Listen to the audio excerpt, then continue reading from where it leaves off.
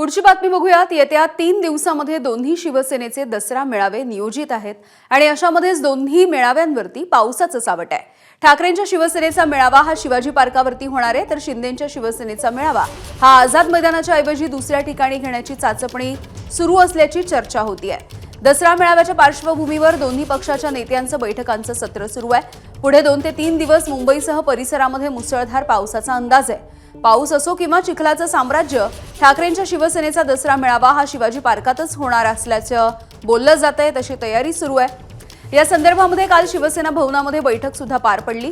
कुठल्याही परिस्थितीमध्ये शिवतीर्थावरच ठाकरेंच्या शिवसेनेचा दसरा मेळावा होणार असा निर्णय घेण्यात आल्याची माहिती मिळतेय।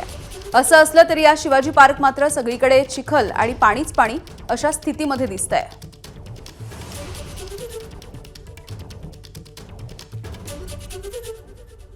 प्रत्येक गेटची जबाबदारी प्रत्येक विभाग प्रमुखावरती दिलेली आहे। आतमध्ये बसण्याची व्यवस्था करण्यासाठी एका विभाग 2 विभाग प्रमुखांना केले।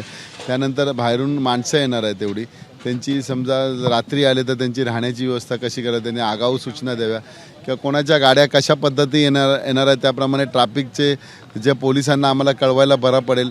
आणि सकाळपासून जी लोक येणार आहेत त्यांची चहा पाण्याची म्हणजे चहा पाणी समजा तिथे कुठे आंघोळ करायची व्यवस्था करावी लागेल किंवा त्यांची शौचालयाची व्यवस्था करावी लागेल। हे सगळं त्यासाठी BMCचे शौचालय तैनात करण्यात आले, पाण्याची व्यवस्था करण्यात आली आहे।